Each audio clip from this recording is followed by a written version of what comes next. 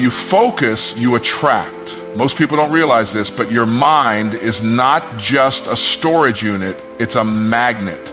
It is designed to pull things into your life. And here's the crazy part.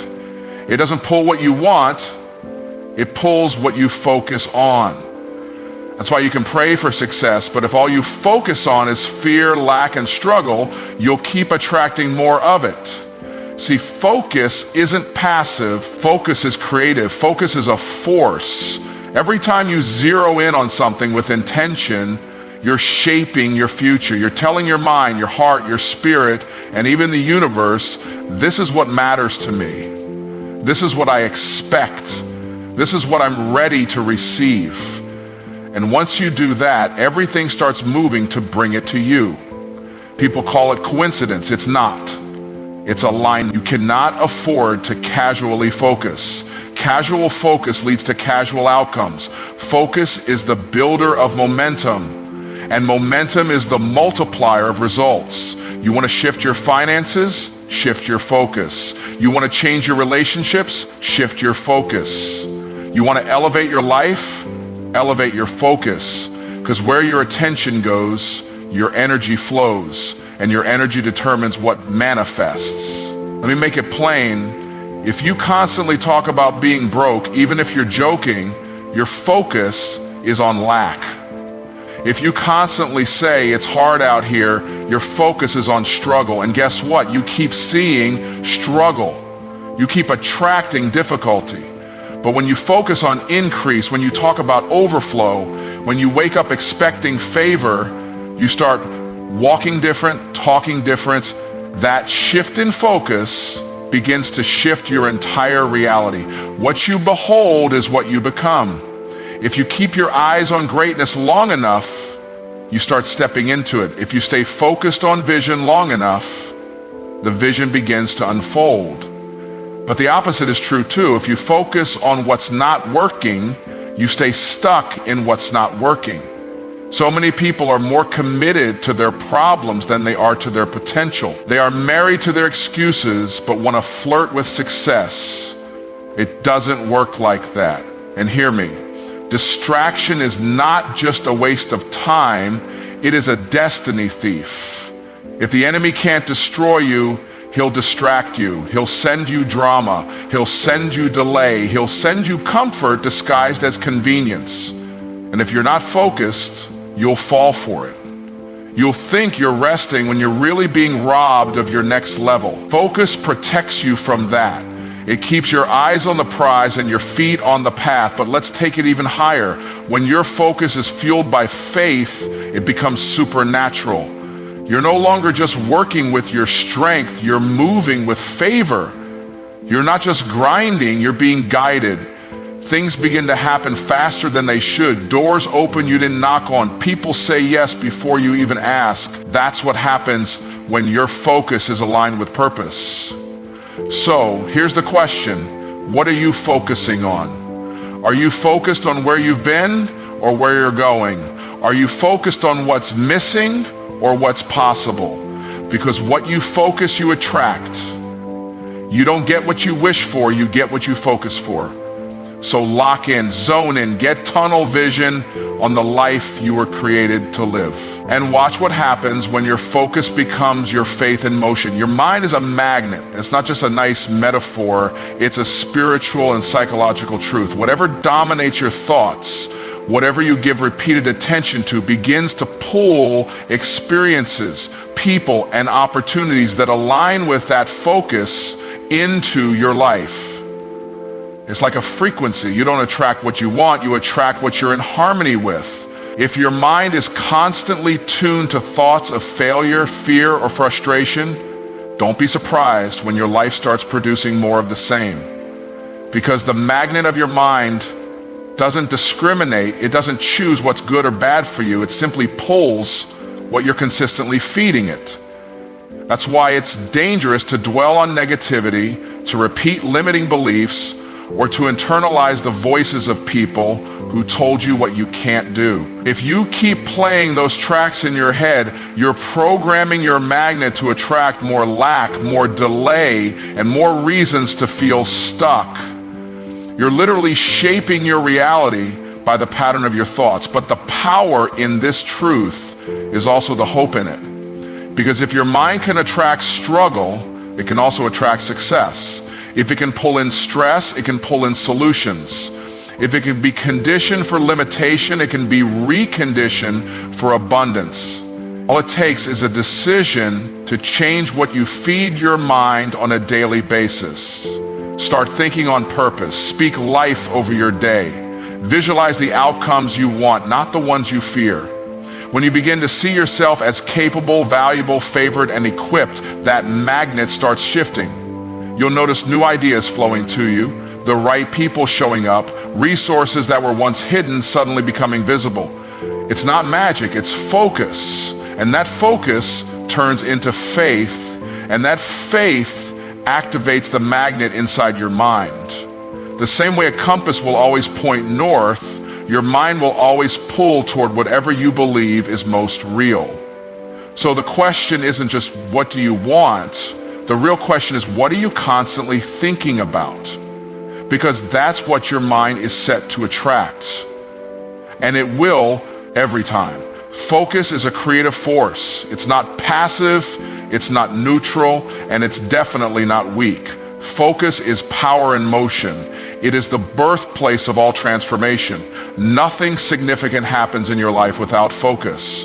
It is the difference between movement and momentum, between activity and achievement, between simply existing and intentionally creating. Every invention, every breakthrough, every success story you've ever heard began with someone who made the decision to focus. Not just wish, not just hope, but to lock in, to put blinders on, to ignore the noise. Because when you focus, you begin to give shape to the unseen. You take the invisible, an idea, a vision, a possibility, and you start pulling it into form. That's creation. Focus sharpens your energy. It refines your decisions. It makes your yes more powerful because you've already decided what's a no. It takes scattered thoughts and aligns them in one direction. And that alignment creates acceleration. You start moving faster, thinking clearer, becoming bolder, not because life got easier, but because you got focused. And here's the key. Focus doesn't just change what you do, it changes who you become. You start thinking at a higher level. You start seeing patterns others miss. You become less reactive and more proactive. You stop being pulled by distractions and start being propelled by purpose.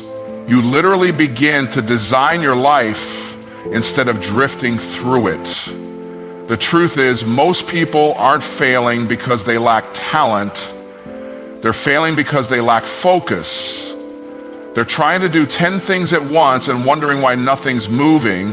But when you focus, even if it's on just one thing, with clarity and intention, you activate that creative force inside you. You start producing results. You start opening doors. You start building something real, something lasting. So the question becomes, what are you willing to focus on long enough to create something that didn't exist before? Because the quality of your focus will determine the quality of your future. You are not waiting on a miracle. You are sitting on one. And focus is how you release it. Everything you want is already possible, but you have to focus long enough to create it. Energy follows attention. That means wherever your attention goes, your energy naturally flows. And that's what gives life to your results. You can't give something energy until you give it attention. And the moment you direct your attention, you begin to activate motion, momentum, and manifestation in that area. Think about it. If your attention is on your problems, your energy gets drained by worry, anxiety, and stress. But if your attention is on solutions, on possibilities, on growth, your energy gets fueled by purpose, clarity, and confidence. The object didn't change, your focus did. And with that shift, your entire experience changes. Energy doesn't just appear out of nowhere. It's pulled from your thoughts. It's directed by your focus. Your time, your creativity, your passion, all of it follows your attention. That's why you can spend an entire day doing things and still feel exhausted because your attention was scattered. You weren't aligned, you were just active. But alignment creates power. When your attention is locked in on something that matters, that lights you up, that challenges and stretches you, your energy multiplies. This is why people who are focused seem tireless. It's not that they never get tired, it's that they are being fueled by attention that's aimed at something meaningful, something bigger than them. They aren't just running on physical strength, they're running on conviction. Your relationships get better when you give them attention. Your business grows when you give it focused attention. Your health improves when your attention shifts from neglect to care. Your spiritual life expands when your attention turns to alignment, prayer, and purpose. The energy to change is always there. It just hasn't been directed yet. But the moment you shift your attention, your energy knows where to go. That's also why distractions are so dangerous. Every time you allow your attention to drift, your energy is being siphoned off into things that don't serve you. You end up tired, frustrated, and confused, not because you're incapable, but because your energy is being divided across too many unimportant things. You only have so much energy in a day, and if you waste it giving attention to nonsense, to negativity, to things that don't align with where you're going, you won't have the power to build what you were born to create. But when you take control of your attention, when you decide where your focus lives, you take control of your energy, and once your energy is fully aligned with your purpose, there's not a thing in the world that can stop you. So ask yourself, what am I giving my attention to? Because whatever that is getting all of my power. You become what you behold. That's more than a clever phrase, it's a law. Whatever you consistently look at, think about, and meditate on begins to shape who you are. Your thoughts form your identity, and your identity drives your behavior. So if you keep your eyes on greatness, you don't just admire it, you start to reflect it. This is why vision is so powerful, because when you behold a vision long enough, it starts becoming real to you. It becomes your standard. It becomes the lens you see through. And soon enough, you start making decisions from that vision, not your current condition. You begin showing up as the version of yourself that matches what you've been focused on, not the version that reflects your past, your pain, or your limitations. You were never designed to be shaped by your surroundings. You were designed to be shaped by your sight. But if all you behold is what's wrong, what's missing, what's broken, you'll begin to identify with it. And if you identify with it, you'll start to live it out, even if you hate it. That's why people stay stuck in cycles. Not because they want to, but because they keep beholding what they stare at lack and wonder why abundance won't show up. They obsess over problems and wonder why peace won't stay. You can't become something you don't look at. You can't rise above what you keep rehearsing, but flip it. When you behold abundance, excellence, joy, faith, purpose, you begin to embody those things. Your language changes, your posture changes, your decisions evolve. You stop tolerating what doesn't align with the higher version of yourself, not out of arrogance, but out of awareness. You realize, I'm not who I was, I'm becoming who I was born to be. You don't have to force that change, you just need to focus on it. The transformation is automatic when your attention is intentional. The more you behold something, the more you internalize it. And the more you internalize it, the more it comes out in everything you do, your attitude, your habits, your discipline, even the way you treat people. So the question is, what are you beholding? What images, what ideas, what words are you letting sit in your mind and heart every day? Because you don't rise to the level of your wishes. You rise to the level of your focus. And you focus on what you behold. Want to change your life? Change what you look at. Want to become the best version of yourself? Start beholding that version daily. See it until you believe it until you live it. Because what you behold is what you become every single time. Distraction is the enemy of destiny. And it doesn't come loud and obvious. It comes subtle. It comes dressed like something small, something harmless, something that says, it's just for a moment. But that moment turns into a detour, and that detour delays your purpose. Every destiny that was never fulfilled didn't die because of failure. It died because of distraction. Distraction doesn't just steal your time, it hijacks your focus. And once it has your focus, it has your energy. And once it has your energy, you're no longer building your vision, you're reacting to things that don't matter. You start putting out fires you never needed to be near. You start chasing approval from people who can't help you. You start scrolling through a feed instead of stepping into your future. It's important to understand distraction isn't always bad stuff. Sometimes it's good things at the wrong time. Opportunities that look appealing but aren't aligned. Conversations that feel urgent but aren't necessary. Being busy doesn't mean you're being productive.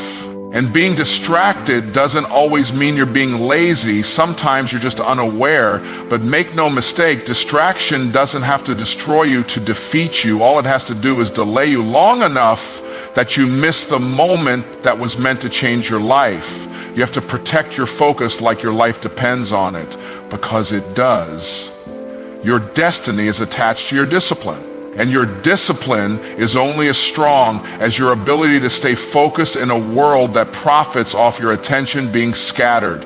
Every second you spend giving energy to something that doesn't serve your assignment is a second you'll never get back. And you can't afford that, not with what's in you.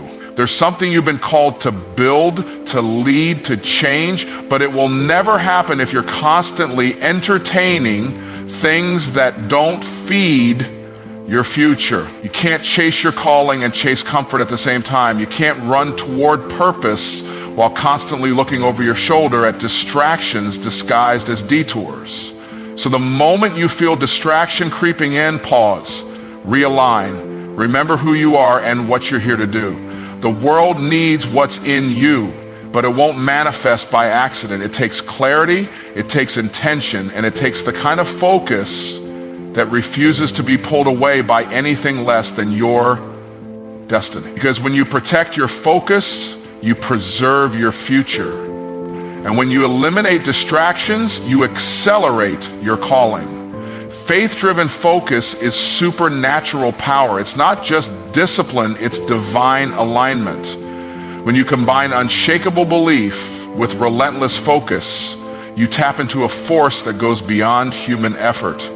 You're no longer just relying on your hustle, you're walking in favor. You're not just pushing forward, you're being pulled by purpose. That's the power of faith-fueled focus. Faith gives your focus a foundation. It keeps you steady when things don't look like they're working. It's what allows you to lock in on the vision even when your reality contradicts it. Anybody can focus when everything's going right, when the doors are flying open and the support is loud. But faith is what keeps you focused when the path is unclear, when the crowd is silent, when the progress feels invisible. Faith reminds you, I don't have to see it to believe it. I believe it, so I will see it.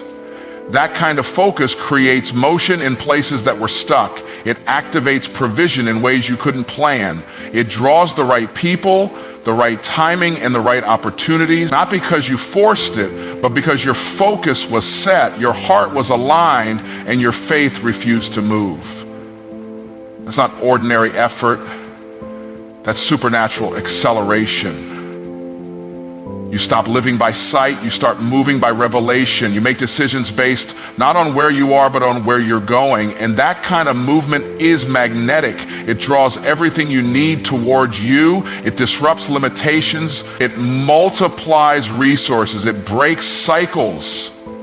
You don't just grind, you glide, because grace steps in where your focus and your faith meet. But you have to understand, faith without focus is scattered energy.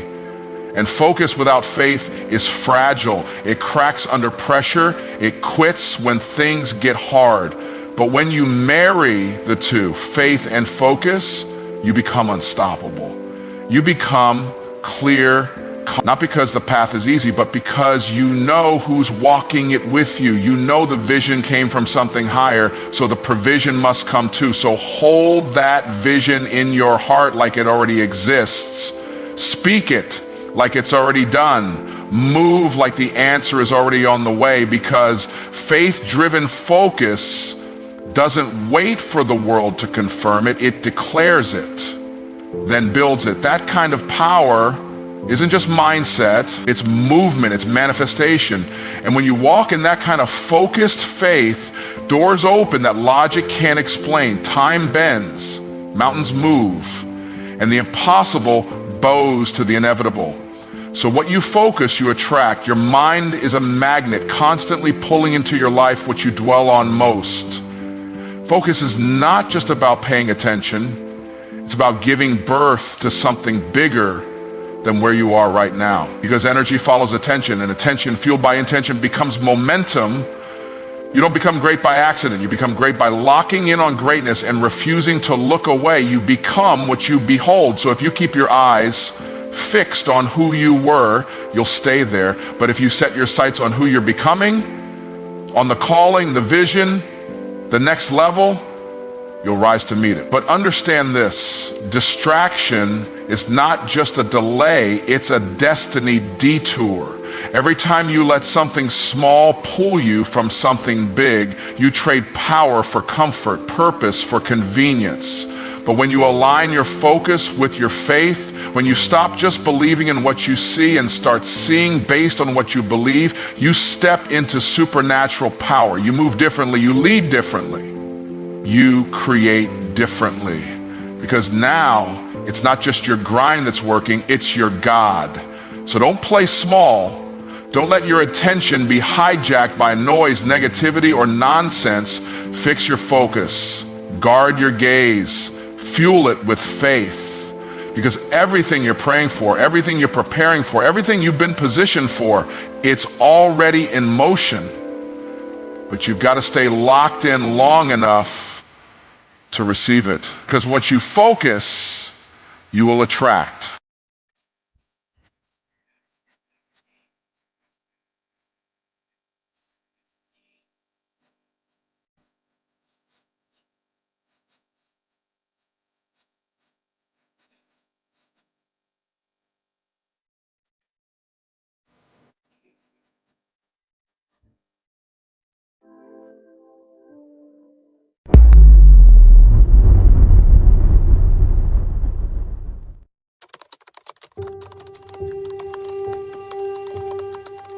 Let me tell you something real plain, real straight. If you're broke in 2025, it's not because money isn't out there. It's because you haven't yet decided to become the person who attracts it. Becoming a millionaire is not about chasing dollars. It's about becoming worthy of them. You don't get what you want, you get what you are. You don't attract $1 million with hustle alone. You attract it by aligning your belief, your value, your skill set, and your execution. The first and biggest shift is in your mind. Broke is a state of pocket. Poor is a state of mindset. And if your mind is poor, I don't care how many stimulus checks, side hustles, or crypto coins you chase, you'll end up right back where you started. You've got to decide, not wish, not hope, but decide that you will not leave this year without $1 million version of you emerging. You've got to believe that it's inevitable, not maybe someday. Inevitable. Until that belief is locked in, none of the strategies will matter.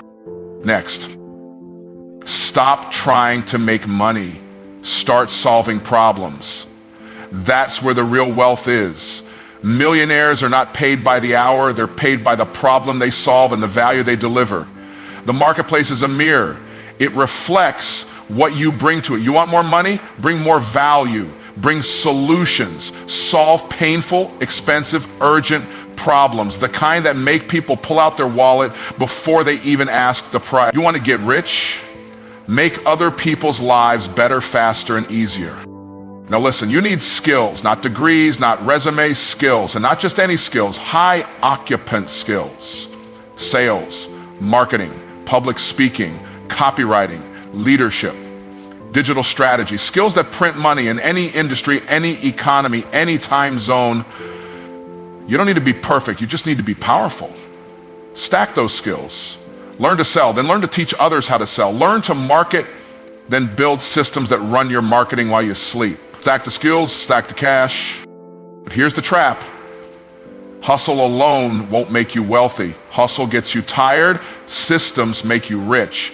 You've got to build systems that scale. Your money should be working when you're not. Your business should be talking when your mouth is shut.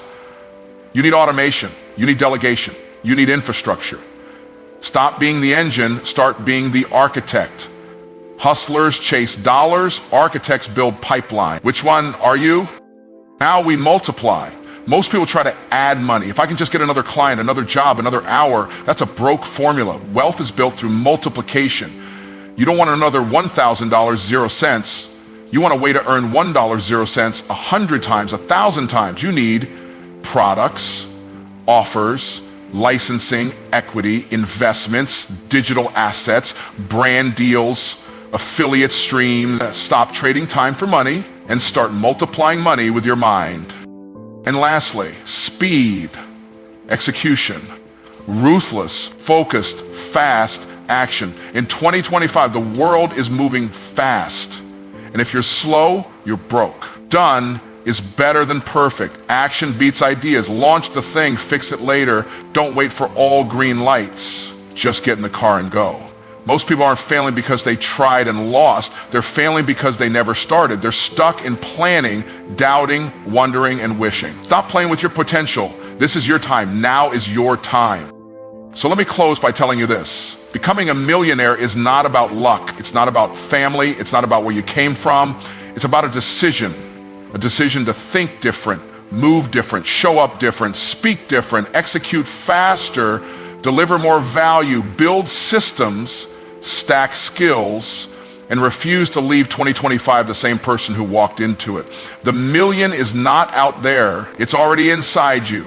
Your job is to unlock it. Let's get to work. All right, guys, if you want to become a millionaire in 2025, the first thing you need to understand is that your mind gets rich before your bank account ever does. Wealth starts with belief, not with business plans, not with capital, not with connections. It starts with a deep internal shift, a mindset transformation where you stop wanting to be rich and start expecting to be. You see, most people are walking around with broke programming. Their mind is stuck in limitation. They say things like, I can't afford that, or that's too expensive, or people like me don't make that kind of money. What they don't realize is that every time they speak like that, they're reinforcing an internal glass ceiling. They're building a prison with their own words. But millionaires don't think like that. They don't say, if I make it, they say, when I make it. They don't look at price tags and shrink. They look at value and calculate. They don't run from responsibility. They run toward it because they know the bigger the problem they solve, the bigger the paycheck they earn. Their beliefs are wired for abundance, not scarcity. Here's the truth. Your brain is the most powerful wealth-building tool you will ever own. But it's programmed by repetition. If you keep rehearsing poverty, speaking lack, thinking small, and hanging around broke-minded people, you will never rise above it.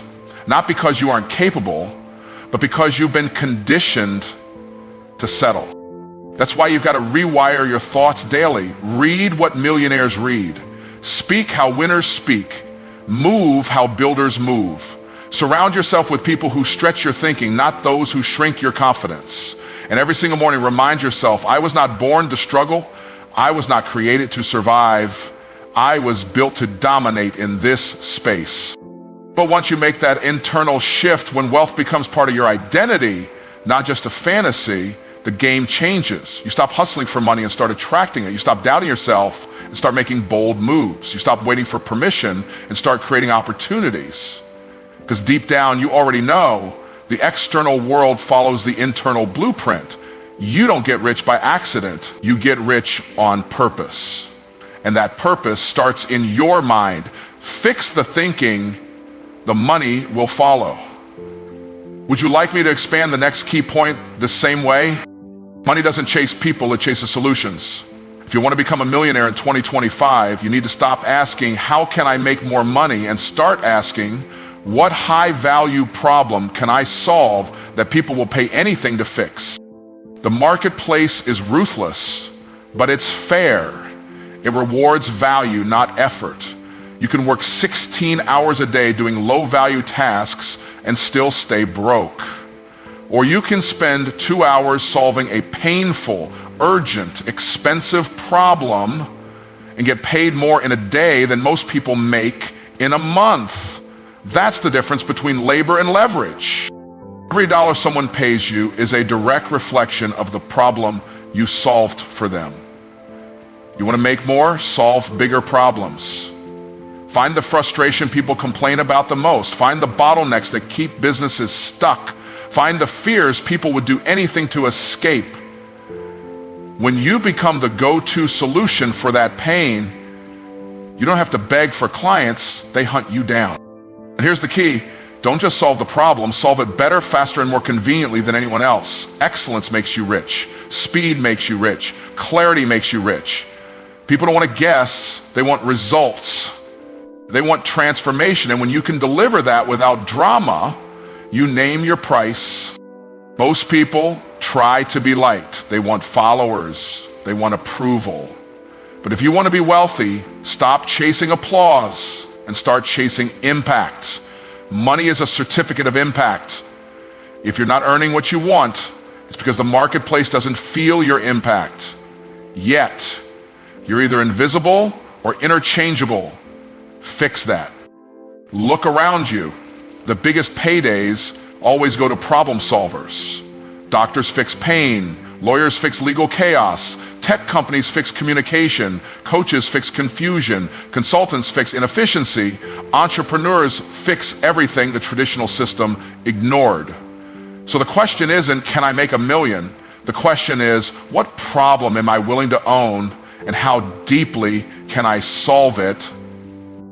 When you master this mindset, everything shifts. You don't need to be famous. You don't need to be first. You don't even need a huge audience. All you need is a valuable solution that works and the conviction to deliver it consistently at scale. Because in 2025, money doesn't follow popularity, it follows problem solvers. Want me to expand the next one on high-end skills? In 2025, your income is not determined by your job title, it's determined by your skill stack. If you want to become a millionaire this year, you must master high-impact skills and then stack them like bricks to build your financial fortress. The marketplace doesn't care about your degree, it doesn't care how many hours you worked. It rewards results, and results come from skills.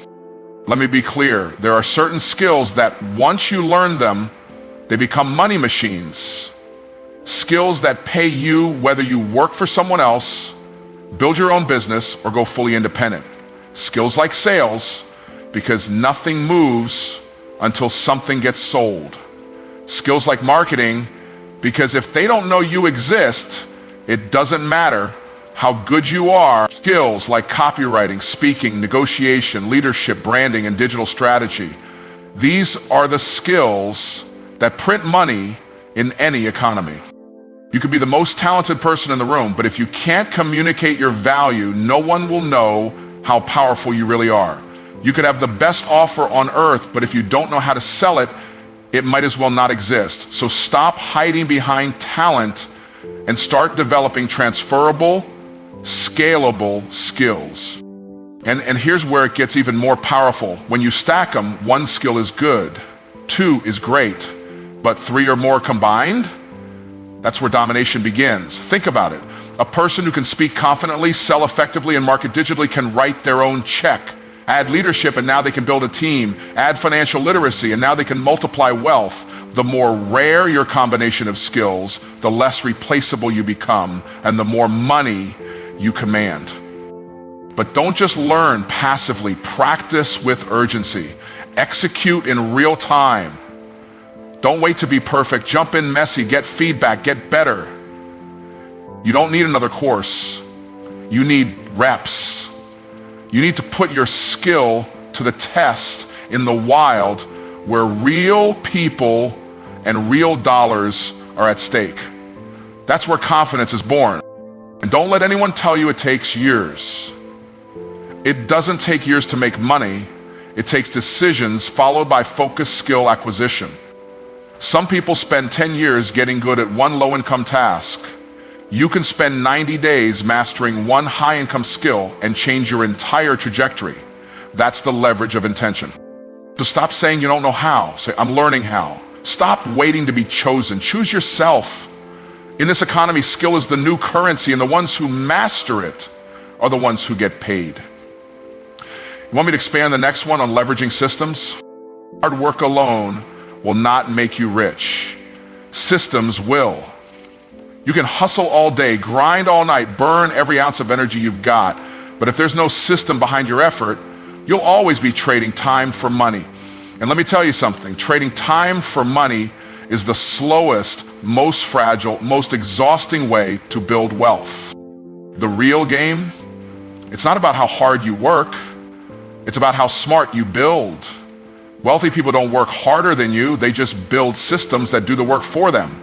Systems don't get tired, systems don't complain, systems don't call in sick, they run, they scale, they multiply, and most importantly, they give you your time back.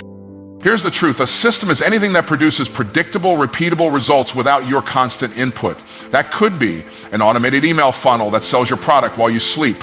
It could be a trained team that delivers services without you being involved in every detail. It could be a digital product that gets downloaded 1,000 times after you built it once. That's leverage. That's power. And if you don't build systems, you stay stuck. You stay on the treadmill. You hustle your way into burnout. But millionaires, they build pipelines. They create infrastructure.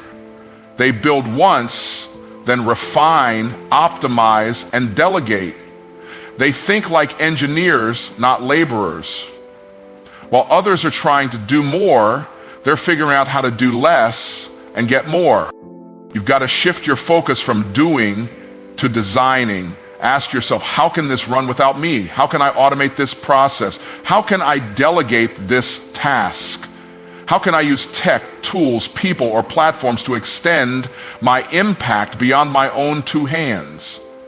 Because if you're the only engine in your business or your hustle, you've already hit your ceiling. And here's what's wild. In 2025, there's never been more access to systems. Tools are cheaper, software is smarter, freelancers are everywhere. AI is rewriting the game. You can build systems today that used to cost corporations millions. Now you can do it from your laptop, your phone, your living room. No excuses. So yes, effort matters. Work ethic matters. But if you want to become a millionaire this year, don't just be a hard worker. Be a systems builder. That's the difference between a grinder and a scaler. One burns out, the other breaks through. Want me to expand the next one on multiplication? If you want to hit millionaire status in 2025, you've got to stop thinking in addition and start operating in multiplication. Most people are adding money, a little here, a little there, a raise, a side gig, an extra client. But wealthy people don't think in terms of how to add income. They ask, how can I multiply this income without multiplying my time? Gestion is for survival. Multiplication is for wealth. You can't grind your way to millions $1 at a time. If you're making $1,000 0 cents a week, your first instinct can't be, how do I make $1 20 cents next week? That's small thinking. The real question is, how do I make $1 0 cents 10 times in one day? How do I take what I already know or already do and scale it to serve 100 people at once instead of just one? That's the shift. From manual to scalable. From one-to-one to one-to-many. From chasing money to building machines that collect it. You do this through products, platforms, partnerships, and digital assets. You do this through licensing, digital courses, group programs, affiliate marketing, software, content that sells on autopilot. One product, one idea, one service multiplied across the internet, across audiences, across markets. It's not about working harder, it's about building smarter. You create something once, and it pays you again and again. You record the knowledge once, and thousands of people can consume it, buy it, and benefit from it. You build a system once, and it runs while you're on vacation, asleep, or building your next venture. That's multiplication. You see, most people are stuck in addition mode because they only think in terms of effort. But effort has limits. There are only 24 hours in your day. But value, systems, distribution, there's no limit. The right offer with the right delivery mechanism in front of the right audience at the right time, that's how you explode income, not by doing more, but by building more efficiently. And don't get it twisted, multiplication doesn't mean you need a massive team or 1 million followers. What you need is a mindset that says, how can I get 10x the result with half the work? You need the courage to productize what you know, to systemize what you do, and to scale what works. Because millionaires don't chase checks, they design multipliers. And when you start living in multiplication, you don't just earn more, you buy back your time, your peace, your freedom. That's real wealth. Want me to expand the final point on speed and execution? Speed is the currency of success in 2025. In a world that's moving faster than ever before, the person who executes is the person who wins. Not the smartest, not the one with the best ideas, the one who moves, the one who does, the one who stops waiting for perfect timing, perfect conditions, or perfect clarity, and just start. You've got to get obsessed with momentum, because the longer you wait to act, the colder your opportunity gets. The longer you sit in overthinking, the more fear grows. But when you move fast, when you act without hesitation, you stay in control. You build confidence through movement, not meditation. Progress kills doubt. Most people are waiting for everything to line up, the right partner, the right tech, the right logo, the right weather, but that wait is costing them everything. Perfection is poverty. Obsession with getting it just right is the quickest way to stay stuck at not at all. You don't need perfect, you need done. You don't need another round of planning, you need execution. Speed doesn't mean recklessness, it means urgency. It means you understand that ideas have expiration dates. It means when something feels aligned, you move on it before fear talks you out of it. It means you're not afraid to fail, because failure in motion teaches you faster than success in theory. And execution, real execution, means you don't just take action once, you stay consistent, you ship, you launch, you iterate, you pivot, you build momentum brick by brick, hour by hour. You show up, even when it's boring, even when it's uncomfortable, even when no one's clapping, because that's how winners operate. Quiet consistency beats loud intentions every time. The marketplace is not waiting for you, it's moving with or without you. Attention spans are shrinking, opportunities are closing, and the ones who win are not the ones who hesitated. They're the ones who executed before they felt ready. That's the real secret. So if you want to become a millionaire this year, stop watching, stop wondering, and start moving. Make decisions quickly, fail fast, learn faster, pivot boldly, launch messy, adjust on the fly. Don't be addicted to the plan, be addicted to the result.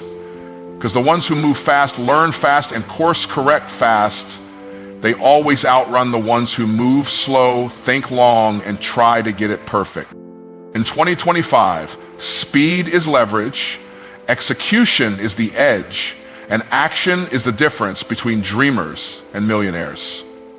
I want me to combine all expanded points into one seamless motivational script for your video. So here's the bottom line. Becoming a millionaire in 2025 isn't just possible, it's predictable if you're willing to shift how you think, how you move, and how you operate. It's not about luck, it's not about handouts, it's about decisions. You start by changing your mindset, because you'll never earn more than you believe you're worth. You find a high-value problem and become the most trusted solution in the room. You master high-inept skills and stack them like weapons in your arsenal. You build systems that multiply your output, and you shift from addition to multiplication so your money can work even when you don't. And through it all, you move fast. You execute relentlessly. You don't wait. You build. This isn't just advice. This is a blueprint. And if you follow it with conviction, discipline, and a sense of urgency, there's no force strong enough to stop you. The only thing standing between you and your millionaire future is your ability to act on this today. Because in 2025, the dream doesn't belong to the talented, it belongs to the decided. Now go make that decision.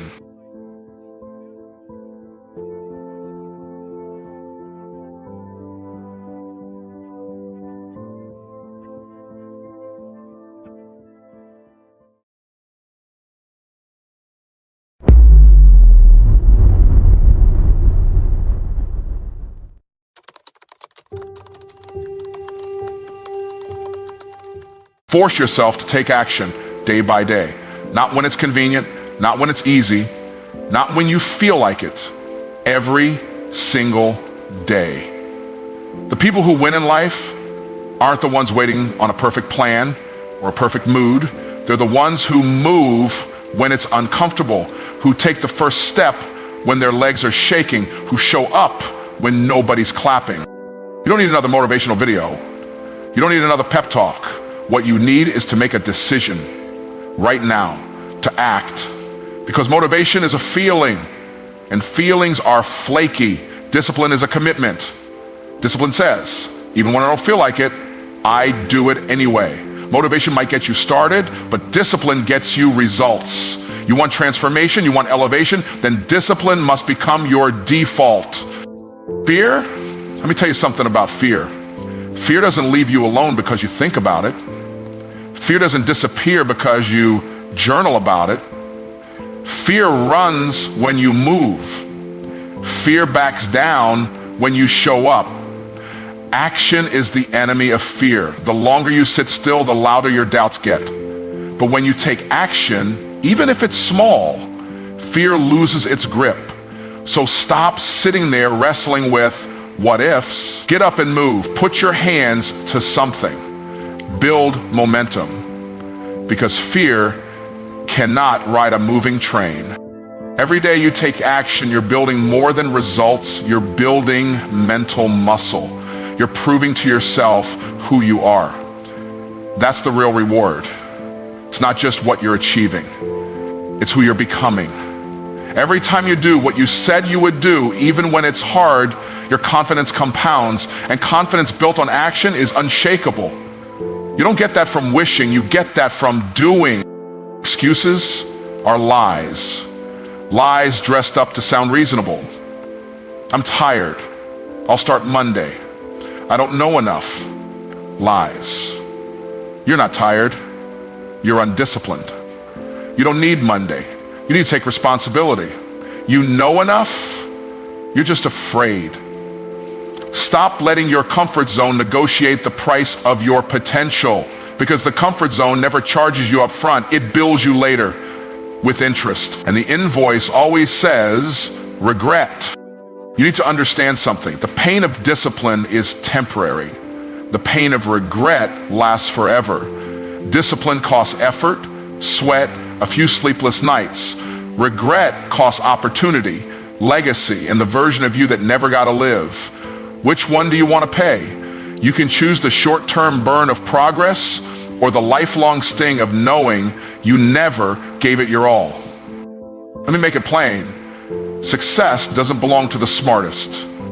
It doesn't belong to the most talented. It belongs to the most relentless. The ones who keep swinging when they're tired. The ones who keep showing up when no one believes in them. The ones who take action every day when no one's watching. That's the key. Consistency beats intensity when intensity doesn't last. So what do you do now? You force yourself, not once, not for a week, but day by day. Get up earlier, go the extra mile, make the call, hit the gym, write the page, build the business, push past your feelings. Because your feelings don't build your future, your habits do.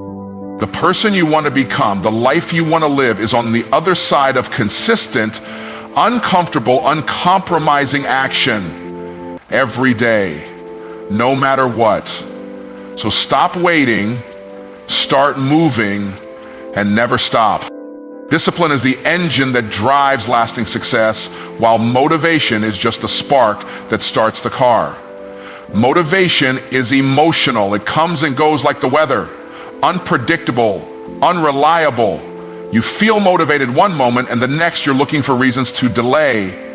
But discipline doesn't care how you feel. Discipline doesn't need to be in the mood. Discipline says, I show up no matter what. So it's not about excitement, it's about execution. People lose because they rely too heavily on motivation. They wait for the perfect mindset, the perfect energy, the perfect inspiration. But success doesn't come to the most inspired. It comes to the most consistent. And consistency is a byproduct of discipline. Discipline makes you do the work when you're tired, when you're frustrated, when no one is cheering you on. Discipline keeps your feet moving when your mind is full of doubt. The truth is, the difference between the successful and the average is not talent, it's not luck, it's not even intelligence. It's the ability to do what needs to be done even when you don't feel like doing it. That's discipline. It's brushing your teeth in the dark. It's going to the gym when your body wants rest. It's building the business when nobody's buying. It's writing the book when nobody's reading. Motivation is emotional hype. Discipline is a decision. Motivation asks, do I feel like it? Discipline says, it doesn't matter, I do it anyway. If your progress is determined by your mood, then your success will always be unstable. But if your progress is driven by discipline, you become unstoppable. Because discipline builds habits. Habits shape your identity, and identity defines your destiny. The moment you shift from chasing motivation to cultivating discipline is the moment everything changes. You don't rise when you feel good, you rise when you do good. You don't build a powerful life on passion alone, you build it on principles. And discipline is the principle that transforms potential into power. So stop waiting to feel ready. Start training yourself to be ready. Discipline is not something you're born with, it's something you build. And the more you build it, the less you need to wait for motivation. Fear is not something you outthink, it's something you outrun through action. Fear feeds on hesitation. The longer you wait, the louder it gets. The more you analyze, the more power you give it. But the moment you move, the moment you take that first uncomfortable step, fear starts to shrink. It cannot survive in motion. Action disrupts the loop of doubt. It breaks the pattern of paralysis. You don't need to conquer all your fear in one day. You just need to act in spite of it. Fear is a liar. It whispers worst-case scenarios. It exaggerates risk. It tells you that failure will ruin you, that rejection will define you, that trying is too dangerous. And if you sit still long enough, those lies start to sound like truth. But when you take action, even small, imperfect action, you interrupt fear's signal. You prove through movement that you're bigger than the threat. Fear wants you frozen. Action gets you free. You don't need courage to act. You need to act to develop courage. Most people are waiting to feel fearless before they start, but that's not how it works. You don't wait for the fear to leave. You move while it's still there. And as you take steps forward, that fear transforms into strength. Confidence doesn't come from affirmations, it comes from action. Confidence is built through reps. The more you act, the more you realize fear has no bite. Everything you want is sitting on the other side of discomfort. That business you want to launch, the call you're scared to make, the dream you've been sitting on, it's all locked behind a door called fear. And the key is action. Action unlocks doors. Action creates clarity. Action makes the impossible possible. Because when you move, you gain data, you learn, you adapt, you grow. And suddenly what seemed terrifying becomes manageable. Stop overthinking. Stop rehearsing your fears. Stop building mental prisons with what ifs. You don't solve fear by running from it. You solve it by facing it. One move, one call, one decision. That's all it takes to change the trajectory of your life. Fear may never disappear completely, but when you train yourself to act anyway, it loses its control over you. So next time fear shows up, don't sit and negotiate. Don't beg it to leave. Take action. prove to fear that it picked the wrong person. Taking action every day doesn't just move you closer to your goals, it rewires your mind. It builds mental muscle the same way lifting weights builds physical strength. Each time you do the thing you said you would do, whether it's big or small, you're training your brain to believe you're a person of discipline, focus, and execution. That belief compounds. It builds confidence. It builds confidence. It reshapes yourself. You stop seeing yourself as someone who tries and you start seeing yourself as someone who does. Daily action creates momentum, and momentum is a powerful force.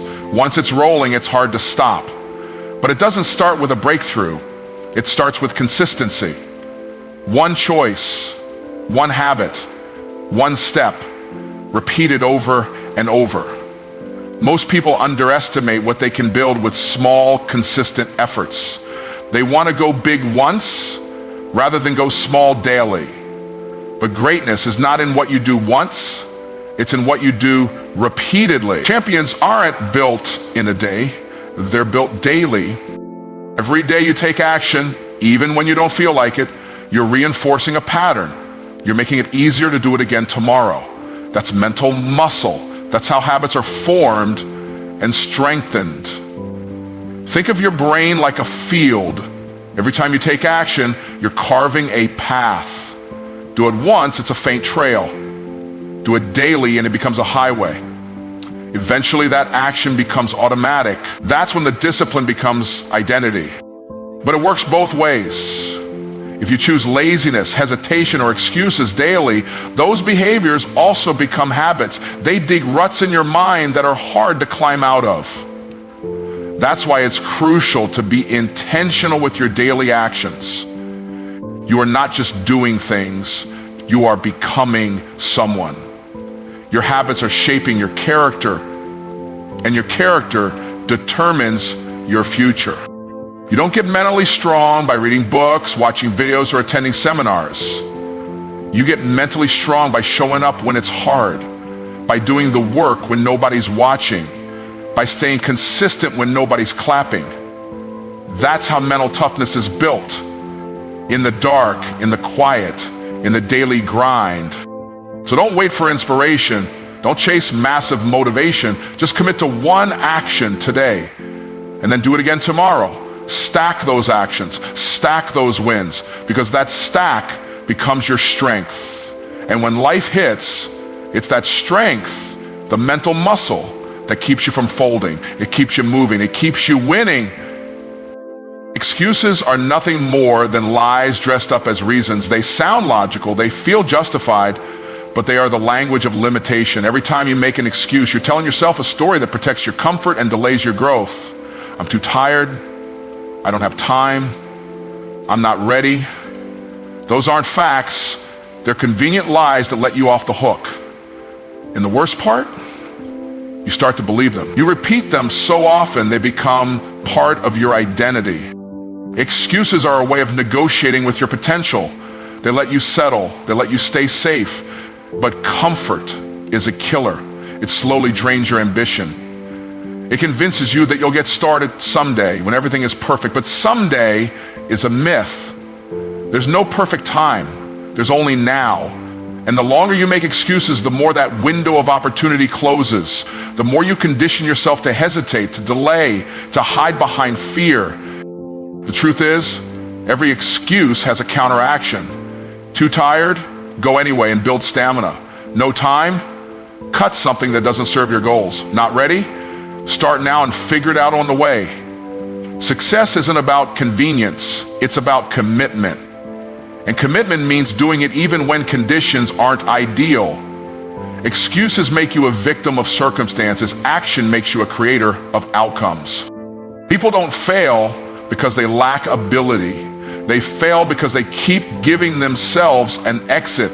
Excuses become the escape route every time things get hard. But every time you choose an excuse, you're making a trade. You're trading your future for your feelings. You're trading purpose for temporary comfort. That's not a fair deal. That's not a smart investment. Excuses may give you relief in the moment, but they cost you everything long term. Your dreams, your goals, your growth, all sacrificed for a quick hit of comfort. If you want to rise, you have to get brutally honest with yourself.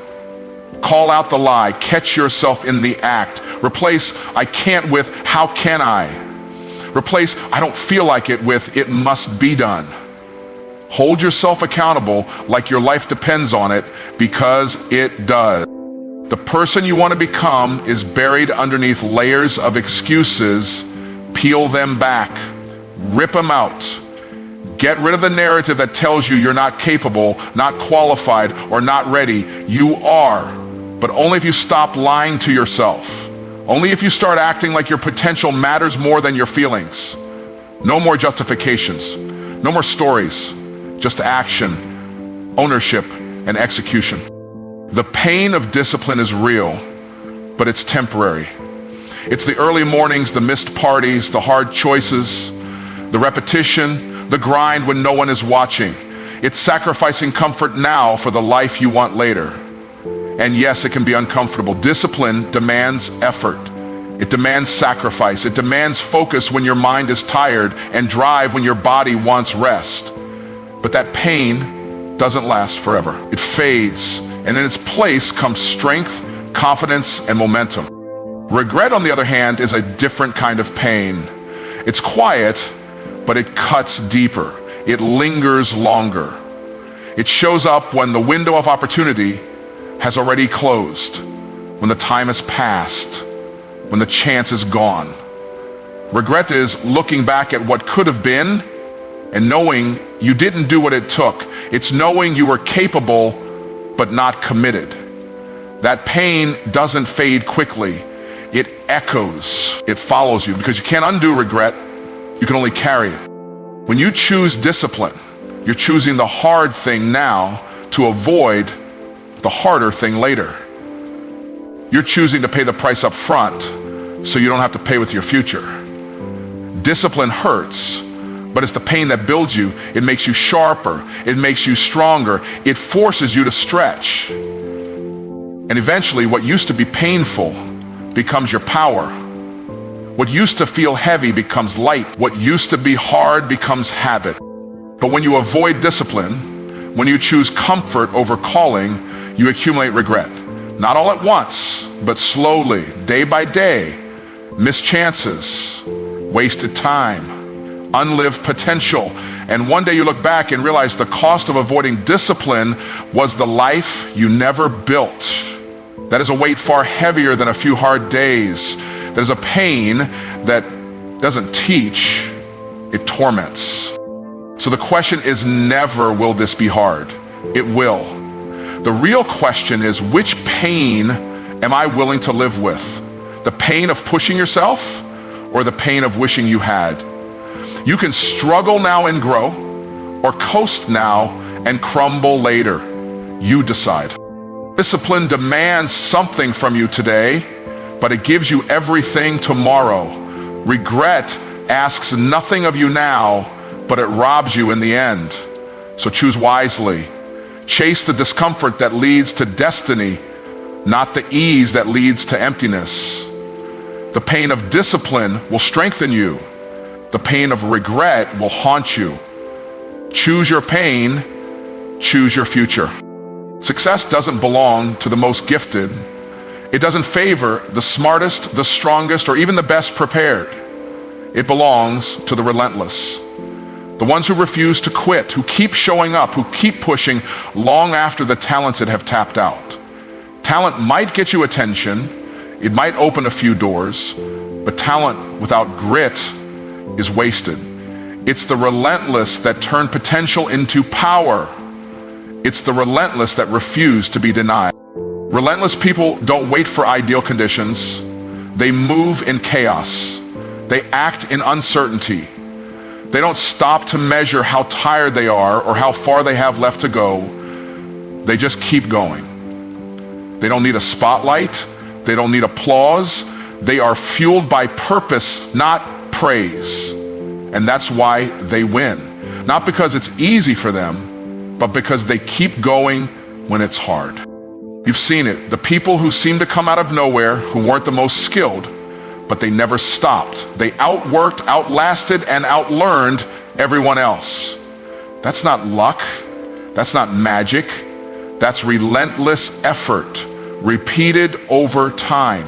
They kept knocking on the door until it broke off the hinges. They didn't wait for permission. They took responsibility. The world is full of talented people who never made it. People with ideas, with skills, with potential, but no persistence, no hunger, no fight. And so their talent became a memory instead of a legacy. Meanwhile, the relentless are still standing, still grinding, still rising, because they made a decision. I will not be outlasted. I will not be denied. Success is not about how good you are once. It's about how consistent you can be every time. It's not about the performance you gave when the conditions were perfect. It's about the performance you deliver when everything is falling apart. That's what makes someone unstoppable. That's what builds greatness. So if you're not the most talented, good. That means you'll never fall in love with ease. You'll build your future with sweat, with grit, with raw determination. That means you'll never rely on natural ability. You'll build your strength through struggle. And that kind of strength, it lasts. Because when talent gets tired, when skill runs out, when the gifted hit a wall, the relentless break through it. Refuse to quit, refuse to retreat, refuse to settle. Success doesn't belong to the lucky, it belongs to the relentless. And if you choose to be that, nothing can stop you. But here's the truth, plain and simple. The life you want, the future you dream about, the person you're meant to become, it all depends on what you do daily, not occasionally, not when you feel like it, every single day. Discipline over motivation, action over excuses, grit over talent. You don't rise by waiting, you rise by working, by showing up when it's hard, by moving through fear, not away from it. You forge mental strength one decision at a time. You build your future one choice at a time. And every time you force yourself to act, you cast a vote for the person you're becoming. Don't chase comfort, it's a trap. Chase growth, chase excellence. Because the pain of discipline is short, but the pain of regret echoes forever. Make the hard choices now so you can live with pride later. Stop waiting for a sign. Stop negotiating with fear. Success belongs to the relentless. And if you want it, you have to be willing to fight for it every day. So get up, take the step, do the work, and never stop. Not until you've built the life that once only existed in your mind.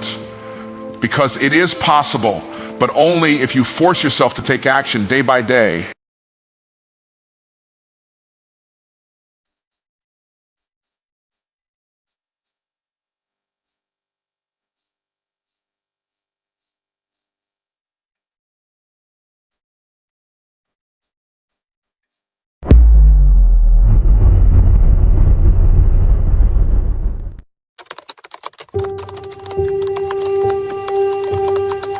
Imagine this, you are standing in the midst of a storm, winds howling, waves crashing, darkness all around you. You feel small, insignificant, and overwhelmed by the sheer force of what is happening. But then a voice cuts through the chaos, a calm and powerful voice that says, I am with you. That voice belongs to God, a creator of the universe, the one who holds everything in his hand. When we grasp the reality that God is truly for us, it changes everything about how we face life's challenges. It transforms our perspective, giving us the courage to stand firm, even when the odds seem insurmountable. Because if the Almighty, the creator of all, is with us, then who or what could possibly stand against us? Yet so often we find ourselves doubting, not doubting God's godding. Ki, Awendi Mai. Existence nor his power, but rather doubting his concern for us personally. We convince ourselves that God is for others, the holy, the righteous, the favored. But we struggle to accept that he is also right here standing beside us. But let me tell you something foundational. Just because you face hardships, just because you are going through a season of difficulty, does not mean that God has abandoned you. It does not mean he is on.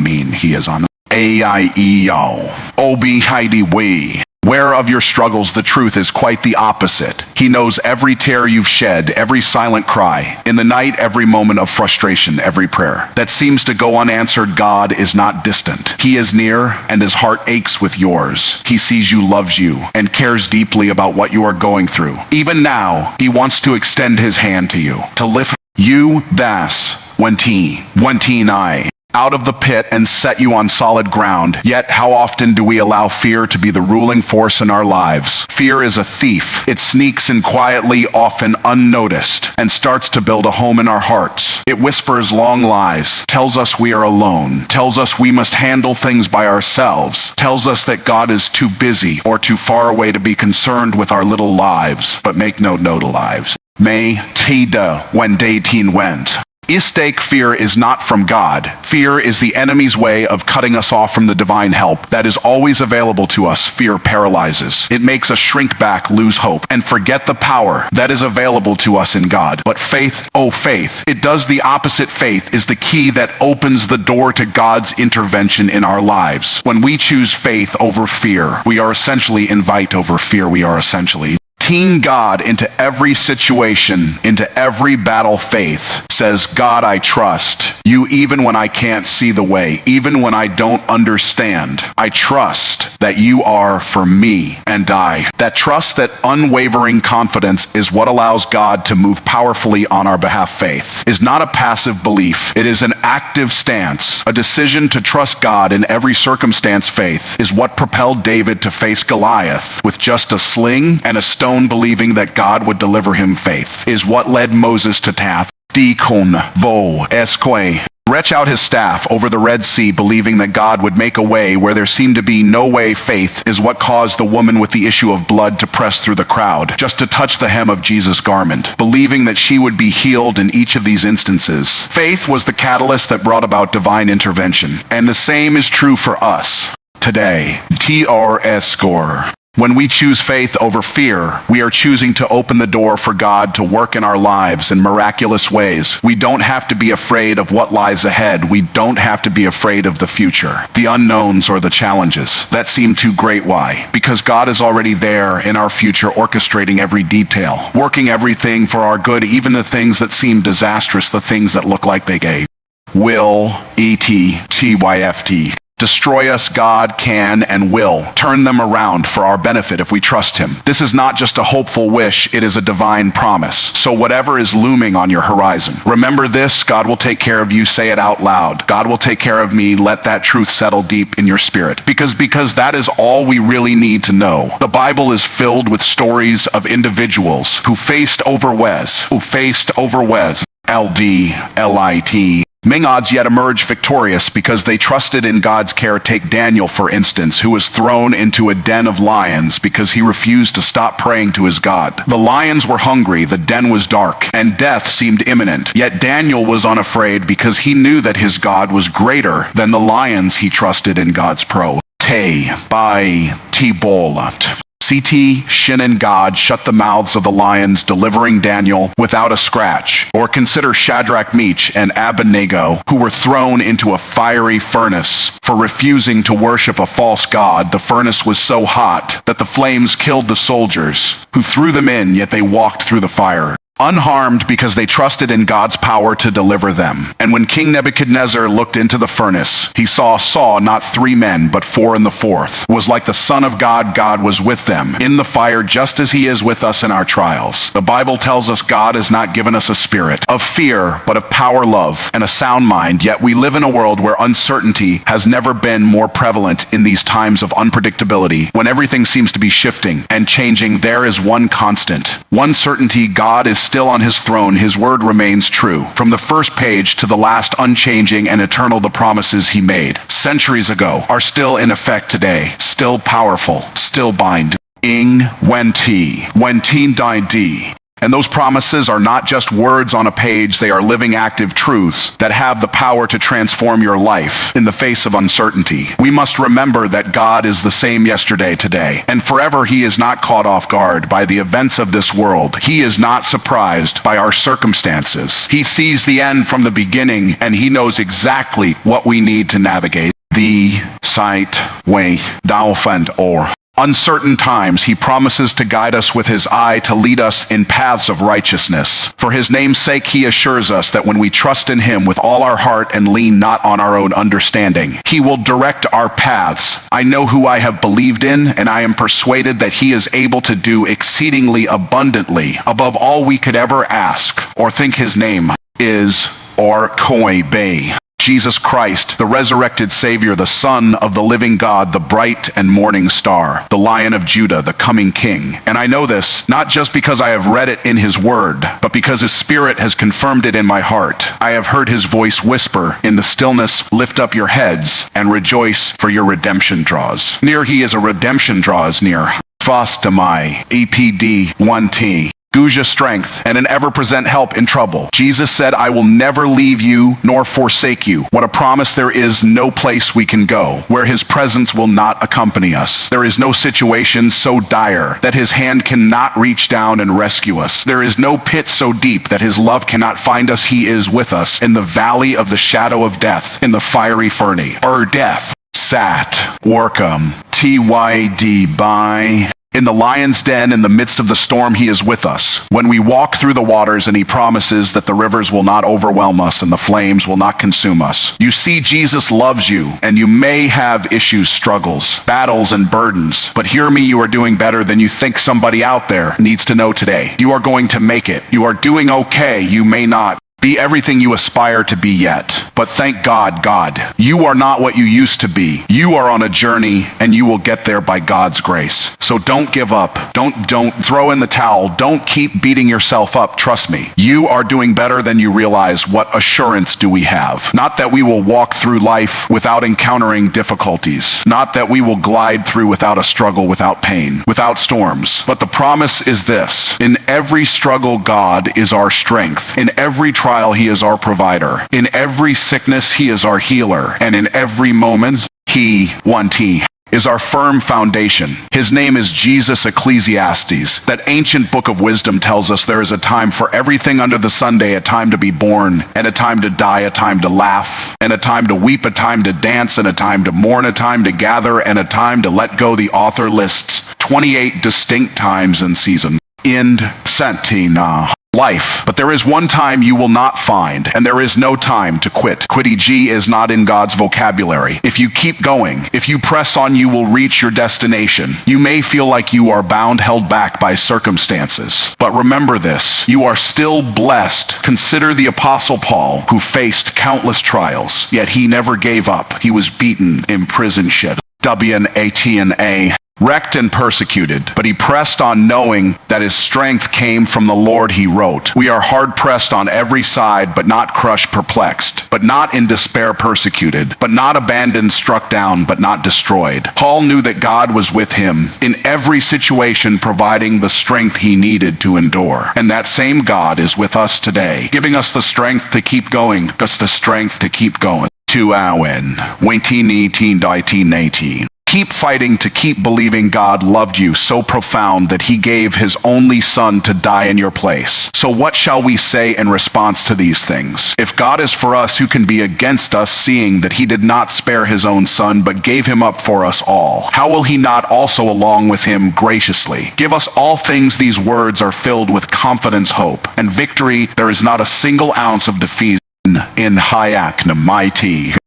So do not let a spirit of defeat take root in your heart or mind, for you were created to be more than a conqueror. Yes, there will be times of lack, but you were created to overcome lack. There will be moments of weakness, but through those moments, God will make you stronger than you ever thought possible. Understand this. When David said, it was good for me that I was afflicted, he wasn't celebrating the pain itself, but what he learned through it in his affliction. He discovered God's faithfulness in his darkest moments. He learned how to run the secret place of the Most High and find refuge under the shadow of the Almighty. He learned to declare, God is my refuge, my strength. The name of the Lord is a strong tower. The righteous run into it and are safe. Consider also the story of Job, a man who lost everything, his wealth, his health, his family, yet in his suffering, he never turned away from God. He cried out in his pain. He questioned, he lamented, but P1T. Never abandoned his faith. In the end, God restored Job, giving him double what he had lost. Job's story reminds us that even in our darkest moments, God is with us, and he has the power to restore, to heal, to bring new life where there was once only pain. When you find yourself in a season of struggle, remember this: you are not defeated if you are still breathing. If you are still alive today, then there is a divine purpose for you, and he has the power to went.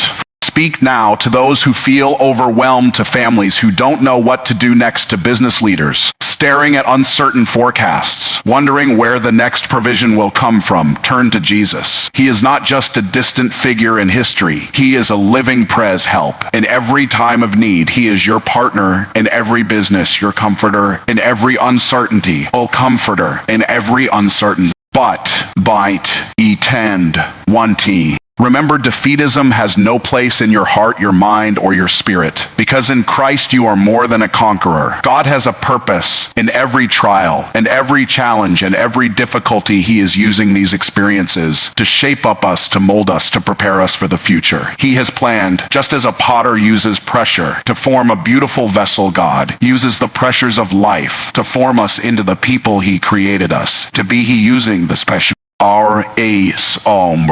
struggles to teach us patience, to build our character, to strengthen our faith. And when we emerge from these trials, we are stronger, wiser, more compassionate. It more like Christ. It is not easy when you don't understand what God is doing. It requires real faith, to trust him when the reasons behind his actions are hidden from us. But I am convinced that his ways are better than ours, that his ways are better than ours. His YTD went, hey. Thoughts are higher than our thoughts. It is one thing to worship God because you have a nice home, a stable job, healthy relationships, and all your needs met, but it is another thing entirely to worship him in the middle of your trials. When everything seems to be falling apart, when tears flow like a river, when the pain seems unending, when you can still lift your voice in praise despite your circumstances, when you can say the Lord gives and the Lord takes away, but blessed be the name of the Lord, then you have discovered a deeper level of faith. It is not about praising him because of what he has done for you. It is about praising him in spite of everything that seems to be going wrong. You see, it is not about you at all. It is all about him. His worthiness does not change with our circumstances. Consider Paul and Silas, who were beaten and thrown into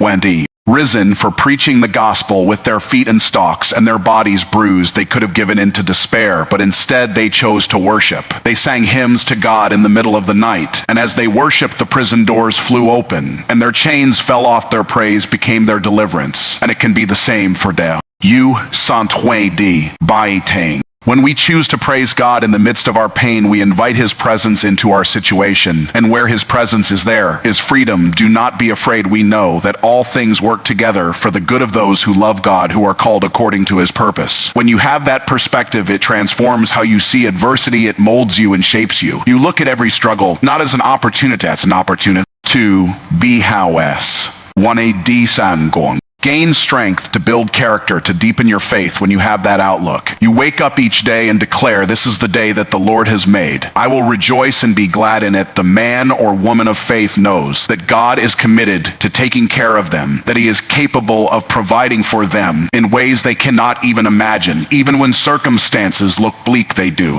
Not wetinand. Focus on the problem, but on the problem solver. They do not look to their limited resource, but to God's limitless supply. They do not rely on their strength, but on God's power. And in that they find true joy and peace, knowing that God is on the throne and that he has promised to take care of them. Think of Peter, who stepped out of the boat to walk on water. As long as his eyes were on Jesus, he walked above the waves, but the moment he took his eyes off Jesus and looked at the wind and the waves, he began to sink. The lesson is clear. Keep your eyes on Jesus, not on the storm. Trust in his power, not in your own strength. And when you do, you will find that he is more than able to carry you through today. Wherever you are, make the conscious decision to rejoice in your salvation. Rejoice that the blood of Jesus is strong enough to wash away every sin, every regret, every mistake. Rejoice that it is powerful enough to heal every disease, to break every chain, to shatter every shackle of shame. Rejoice that God has a plan for you, a plan to prosper you, to give you hope and a future. Rejoice that in your darkest hour, the name of the Lord is a light that cannot be extinguished, a salvation that cannot be compromised. Rejoice that even in the midst of the fiercest storm, you are doubly or ikendaitinai, shipping the one who commands the winds and the waves. Rejoice that in your hour of need, God remains El Shaddai, the all-sufficient one. Rejoice because many are the afflictions of the righteous, but the Lord delivers them out of them all. Child of God, you have every reason to rejoice today. The Bible tells us to rejoice always. And again, I say rejoice. This is by, not when da scum. A suggestion, it is a command. Why? Because rejoicing in the Lord shifts our focus from our problems to his power. It changes our perspective from despair to hope, from fear to faith, from anxiety to peace. When we rejoice, we are declaring that God is greater than our circumstances, that his promises are true, that his love is unchanging, that his power is unmatched. God's D. Combon.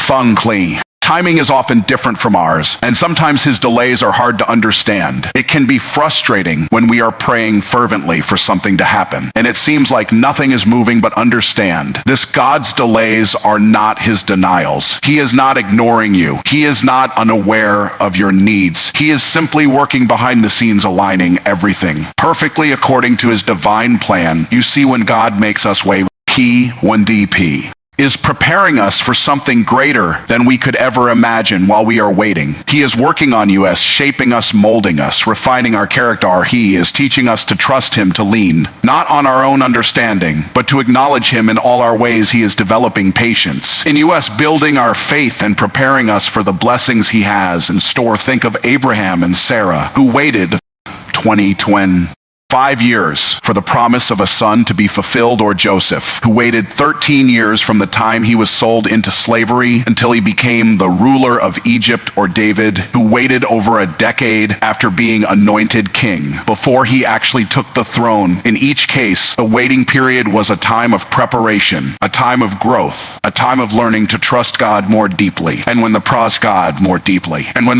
eyes was finally fulfilled, it was far greater than they could have imagined. Waiting on God can be one of the most difficult places to be. It feels like time is moving at a snail's pace and we're stuck, unable to move forward. But the truth is, God uses these periods of waiting to grow us, to strengthen us to build our character. The Bible is filled with examples of people who had to wait on God's timing. Noah had to wait 120 years for rain to come after God told him to build the ark. Abraham had to wait until he was 99 years old to see the fulfillment of God's promise of a son. Moses had to wait 40 years.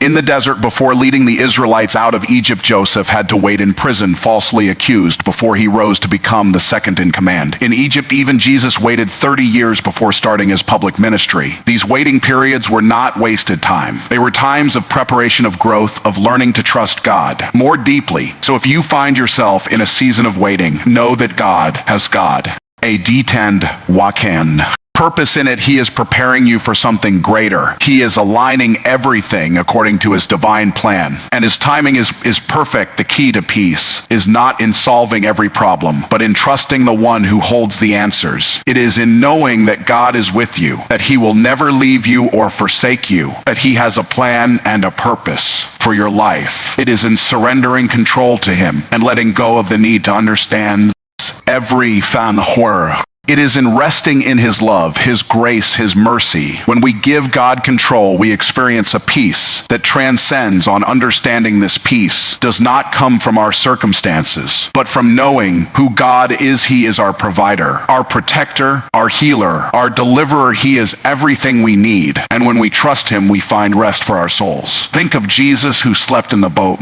during Zenian wind. The storm, while the disciples were panicking, Jesus was at peace because he knew who he was and who his Father was. He knew that nothing could harm him because he was in the center of God's will. And the same is true for us when we are in the center of God's will. We can have peace in the midst of any storm. Throughout the Bible, we hear God saying, "Fear not," to Zechariah. The message was fear, not your dot. P. all bent. Prayers have been heard to Mary, "Fear not, you have found favor with God," to the shepherds. "Fear not, I bring you good news of great joy," to Joseph. Fear not, what is conceived in you is from the Holy Spirit, over and over. Again, God reminds us not to fear. Why? Because he is with us, because he is for us, because he has a plan for us. So let go of fear, let go of worry, let go of anxiety, trust in the Lord.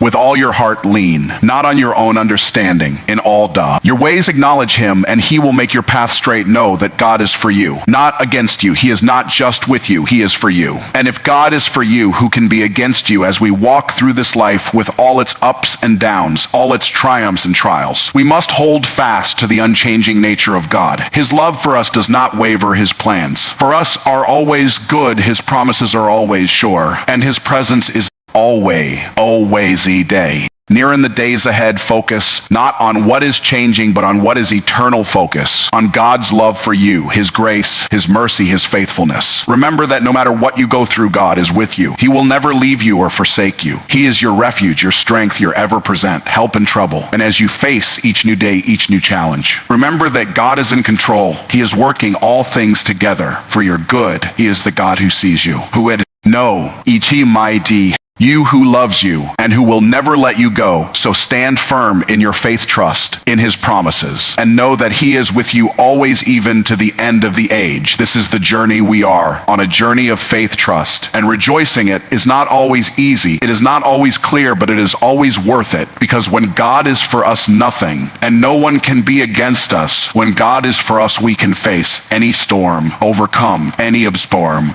stormy, upstay. Ache will endure any trial. When God is for us, we have everything we need. So keep pressing on, keep believing, keep hoping, keep rejoicing, for God is with you, he is for you, and he will never let you go. Amen.